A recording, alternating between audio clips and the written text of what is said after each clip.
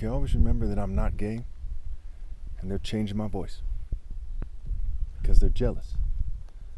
So let's look at this thing in terms of social order. Do you really think that the most righteous and graceful warrior that ever lived, who's obviously a black African martial artist, mulatto, that's me, should be listening and taking orders from other people? That is fucking sick. That is sick. That is some petty, sniveling, childish, bitch-ass fucking shit. If they took me out of context, nobody would believe them. It's like, you know, for those of you who've seen the movie Willow, there was these little guys who were like maybe 6 inches tall, very small guys, you know, make-believe characters called the Brownies.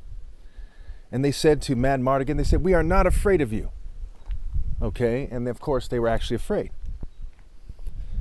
Do you think those brownies should, those little people, 6 inches tall, should tell people what to do? But you should wait on them like a butler or something? That's stupid. Now, I'm not racist, right? I don't agree with people in slavery who chose to be enslaved to the oppressors. I don't agree with them. And I certainly don't agree with the oppressors. So when we see these whites and Jews and LGBT people, especially the ones dumb enough to try to exert power over the top martial artists ever possible, we know that they don't deserve to lead.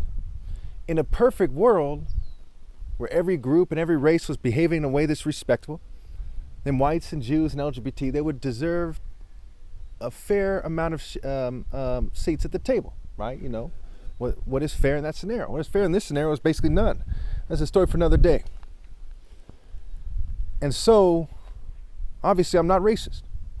It is what they are doing that makes it clear that they don't deserve to even be at the table, much less trying to pretend that they're superior. So these people, it's like in the Masonic tradition, corporate, social clubs, they wear suits and they try to act like they're important.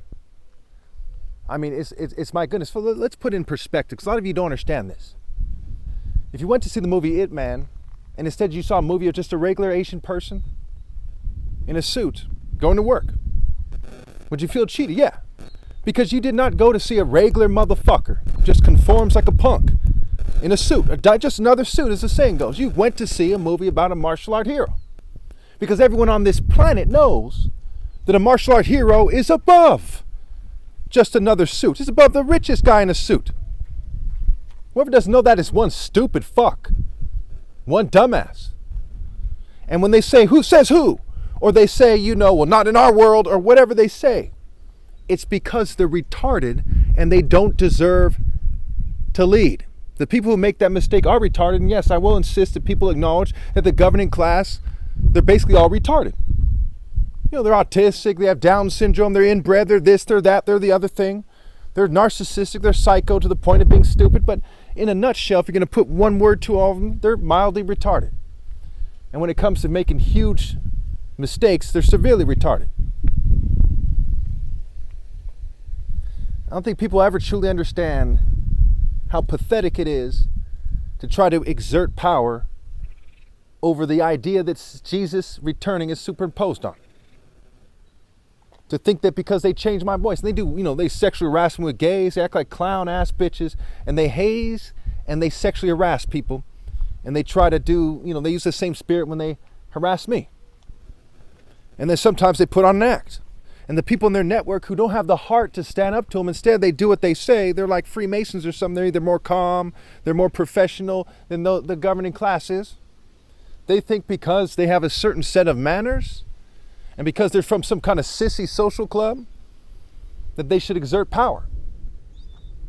People in the military, historic. No one in the military ever deserved to be telling me what to do ever. No one in any culture ever, especially not white, Jew, LGBT, especially not the military or the police. Now, why do I say that, right? Especially not the CIA and the intelligence community.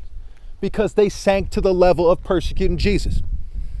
If you were alive, and you were a serious warrior, and you were alive in the story, which is just a story, mind you, but we'll say if it was actually real. And now, when it comes to the morals and God being real, that's a different story. It's more than just a story.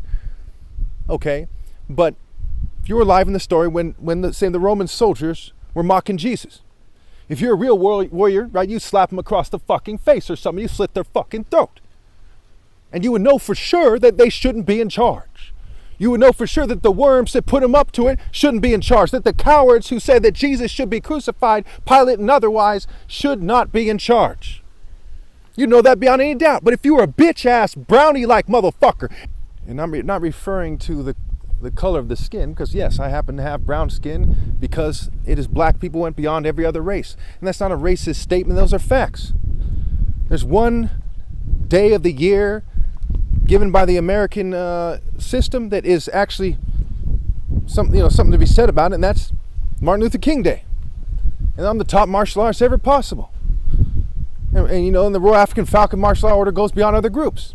Now, why do I feel the need to emphasize this obvious fact? Well, because there's white Jews and LGBT people and token minorities that are acting like fucking bitches because they're not men. If you're a man, you accept that you must follow Jesus and you don't try to tell them what to do. They could not do that, so they are not men, period.